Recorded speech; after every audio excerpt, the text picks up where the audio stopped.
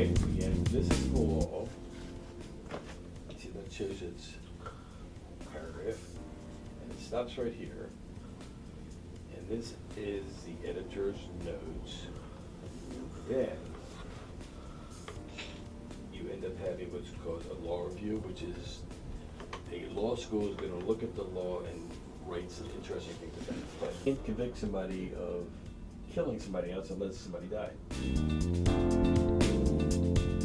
So this is what I'm just showing you how this works. This ends up being the law, and then you have people that interpret the law, which ends up being the people. These are the editors who put all this together. You can have court opinions which explain the law, because sometimes people just don't completely understand the law, and they need to go to court to help the court explain the law. And sometimes, and this is where you got a case, if two people disagree with something, you need a judge in a court to act as a referee.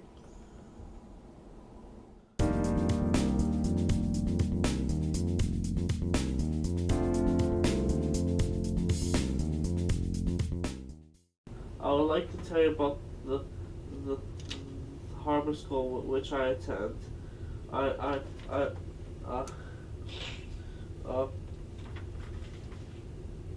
autistic 11th grader. Autism refers to a broad range of conditions characterized by challenges with social skills, repetitive behaviors, spatial and nonverbal communication. There are types of autism we have unique strengths and challenges, such as gait sensory overload. Many autistic people are very smart intellectually. The school's mission is to provide a supportive care of individual education to students with learning disabilities, autism, speech, and language impairments, other disabilities in grades 1 through 12. The program is tailored to meet the individual needs of the child rather than asking the child to adapt to the assisted program. My learning style dictates my program. This is good. I would like to tell you about the technology cabinet that I'm in the harbor school. I had to apply to be accepted to a specialist program called Technology Academy. Since the harbor school prepares us for careers, Technology Academy teaches us as us do projects using technology as video production, which is why I do this video project, which combines my interest in politics and technology. This project helps me develop my speech, language, writing, and social interaction skills. Besides learning video recording and editing, I received mentoring from Maximum Impact Media, a nonprofit which provides media education and services. It provides education in the same way that Harbor School does, by educating in the way that I learn by my needs.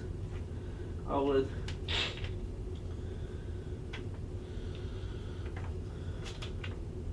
like to tell you about my personal interests. I am interested in politics, tourist study, and demographics. The Torah is the Jewish Bible. Abba, can I add stuff? Go ahead, that's fine. Yeah. Oh, We're talking.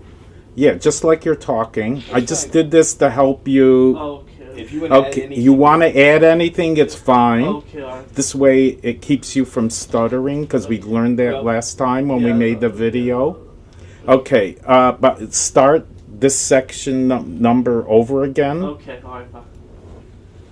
3. I would like to tell you about my personal interests. I'm interested in politics, Torah study, and demographics. The Torah that I study is the Jewish Bible and also Gemara Megillah. I hope that I can have a career in demographics, i.e. the U.S. Census Bureau. Okay, that's good. But let me stop you right there and just give you a little bit about me. My wife is just retired from teaching for Baltimore County special education. Her latest specialty was working with children with hearing and language problems. 3-year-old children, and she's worked with autistic children. So I'm very much interested in you and Harbor School, because this is what my wife did for 30-some years. Okay, so get back to number 3.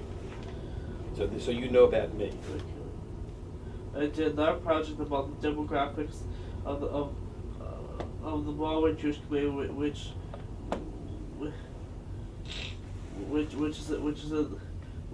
is in the file that I made with the Mentary of Maximum Impact Media, a nonprofit. And we're very fortunate to live in the Baltimore Jewish community, because it's one of the most prominent Jewish communities in the country. And part of the demographics of the Baltimore Jewish community, unlike, let's say, a nearby Washington, D.C., is the Jewish community is very much concentrated. That doesn't mean that there aren't Jews living other places. In the northwest portion of Baltimore City and Baltimore County. And we're very lucky, because that gives us an opportunity to have things such as an Erev, gives us an opportunity to have 7 Mile Market, which is one of the most important supermarkets in the country, because it's everything in that store is kosher. It also gives us an opportunity to have a place like Beth Phila, which is might be, my understanding, is probably the largest Jewish congregation in the country, the largest Orthodox Jewish congregations in the country. Okay. 4. Now, Mr. Evans, now that you talked, now that. Okay, start over again. Now, Mr. Evans, now that you. Now, Mr. Evans, now that you told me about this now that you told me about your I told you about this project. Tell me about yourself. Okay. Wait. Go ahead. Was your background? For example, what are your degrees and where did you go to school? Okay. I've been in Baltimore all my life. The first place I went to school was Beth Phila Elementary School, and at that point, the school only went from 1 to 6, first to the 6th grade. And they had a little bit of after school from 7 and 8, and I did that. After that, I ended up going into public schools. The other alternative was TA, which was not easy for me to go to, so I went to public schools and went through public schools and went through what's called Baltimore City College, which is really a high school, even though it says Baltimore City College. And then after that, I went to the University of Maryland for 4 years, and I studied history, government, and politics.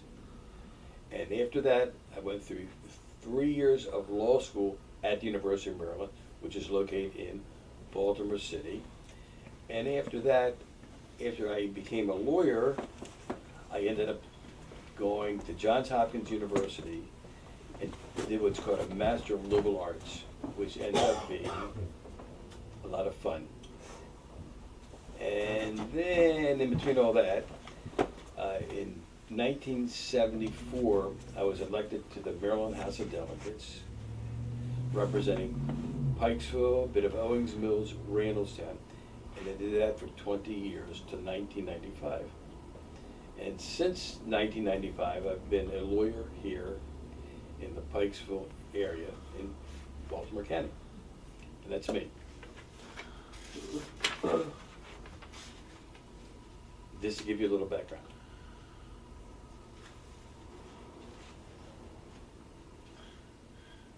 Okay, How did your degrees and choice of school help in your career and political life? Well, the choice of schools for the political life ends up being really the University of Maryland, because University of Maryland, it was at College Park, is a very large, it's the largest university system in the state of Maryland.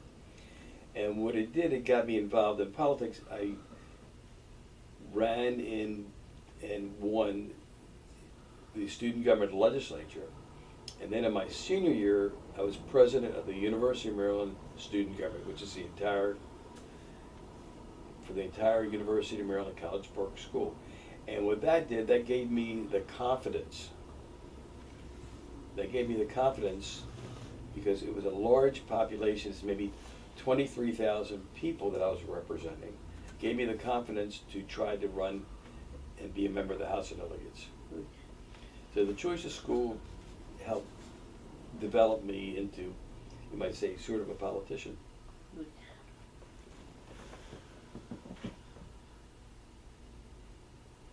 Okay, we're number 5. We covered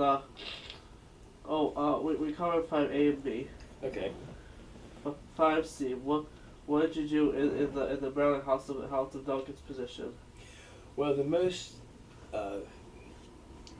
things that really, I was in various committees. But let's back up. Before I was elected, for 5 years, I spent as an attorney for one of the committees, which was called Economic Matters, and I helped write the legislation and I helped advise legislators on the legislation. In the House of Delegates, the important things that really stand out in my mind and that are important to our community is, one, I was the person who helped write its bill. It's a consumer protection bill as to kosherous. That if you advertise something that's kosher, it's got to be kosher, and if you advertise something that's kosher and it's not kosher, then you're violating the law and you can be subject to penalties of the law. And this is very personal to me and important to the Jewish community, is in Jewish law does not permit autopsies automatic. It's got to be in certain situations. And one of the first laws that I worked on was to ensure that when a Jewish person dies, that they're not automatically subject to an autopsy. And the most prominent one is, for 12 years while I was in the legislature, I fought and finally got a bill that required people who are riding motorcycles to wear a helmet to protect them in the case of an accident. So if they have an accident and they hit their head, they don't die. And those are the 3 of what I consider very important things that are important for my community and people that I represented.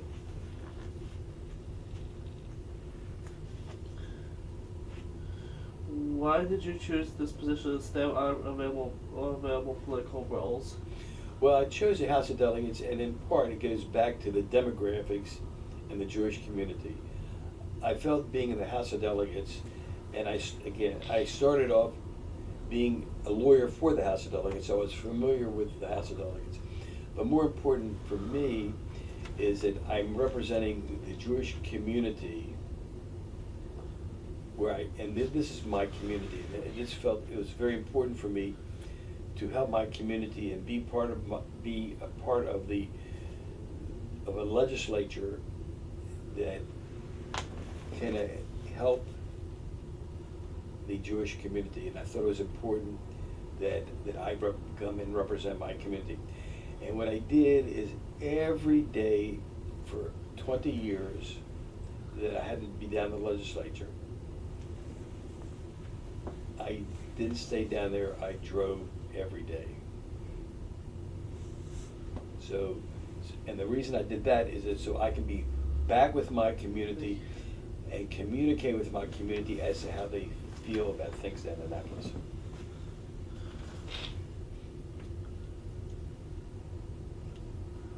Who were your constituents? My constituents are people that live in Pikesville, and at that time it was Randallstown and a little bit of Owings Mills. So it's essentially the community, Baltimore County citizens who live in that area. And it's the area, just to give you a rough idea, it's people who live off of Reisterstown Road, Park Heights, Liberty Road, Green Spring Avenue, Pimlico Road, and that's the community. And I live off of Reisterstown Road, so I was representing my neighbors, people I go to shul with, and that's what I enjoy doing.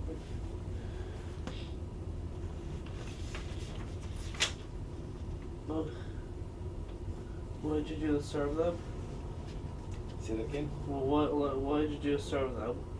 I served them because I was available to help them. And when we talked a little bit before we went on camera, it's what's called representative government. So I'm representing. Now this ends up being a difficult one for a legislator. Is that there's two things. One is you represent people because you can't have. Let's say a district is 125,000 people.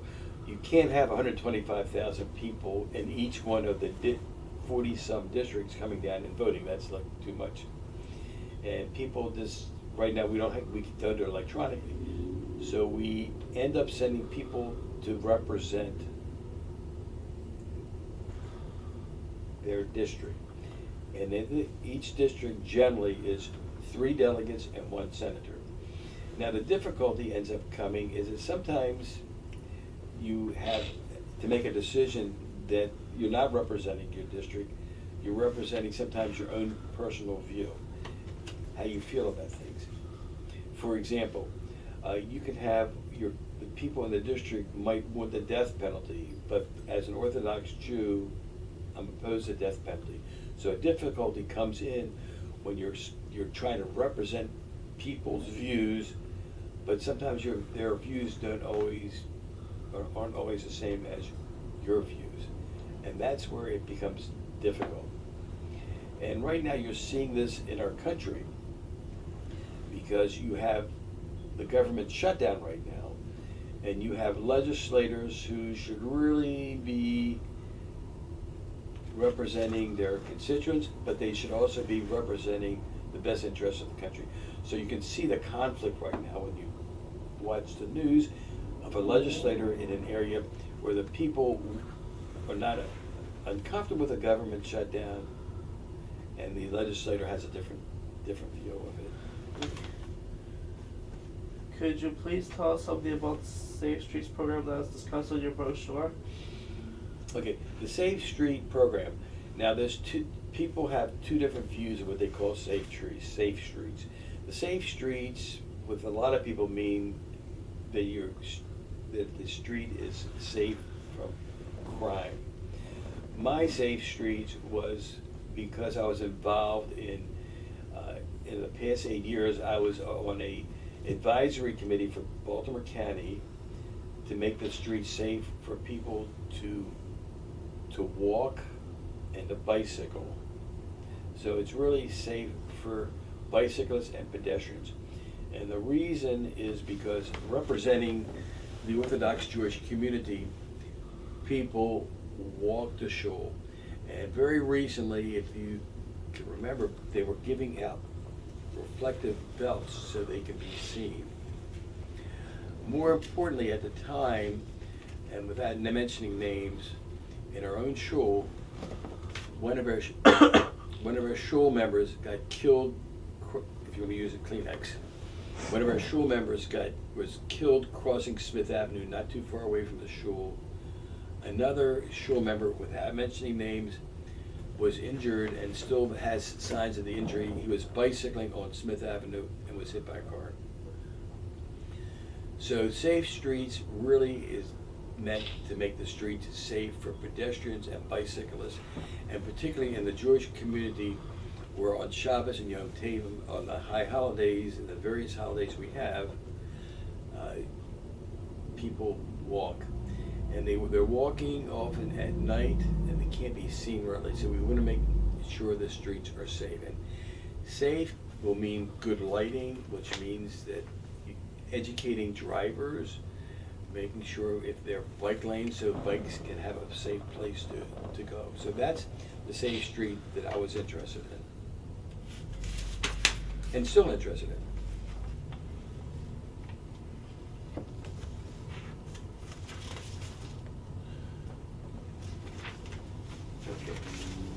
Your brochure has a lot of information about hiking trails.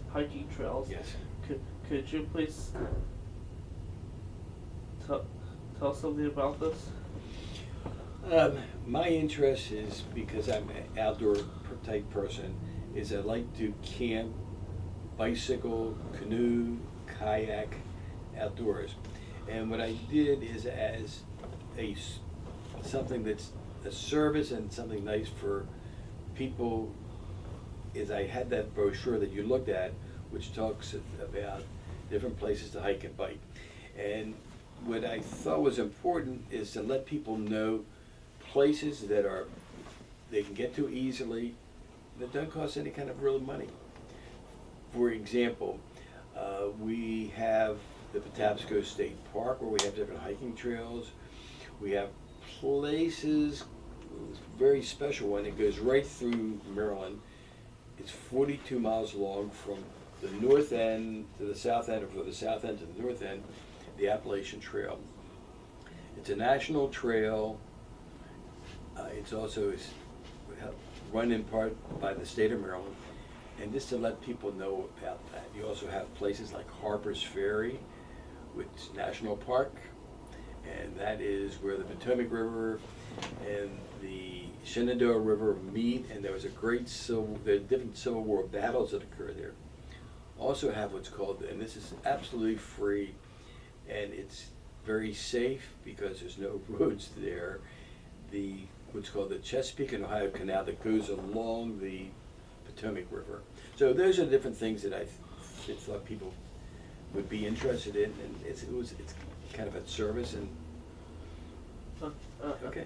As a former experienced politician, could you offer some advice to newly elected politicians?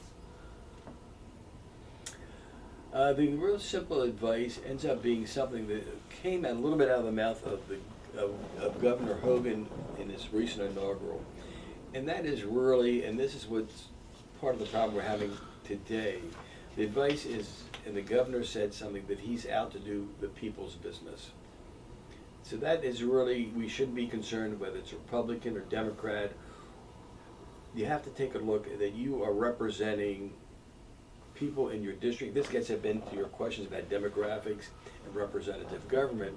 You're representing people, but more importantly, you're also do an oath that you're going to uphold the Constitution of the United States and the state of Maryland, which means that you have to, even though you're representing, let's say, Pikesville,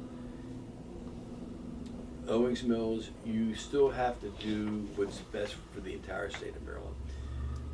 So my advice to current legislators is the most important thing is do what's best for the state of Maryland, and don't get involved too greatly in fighting with other legislators.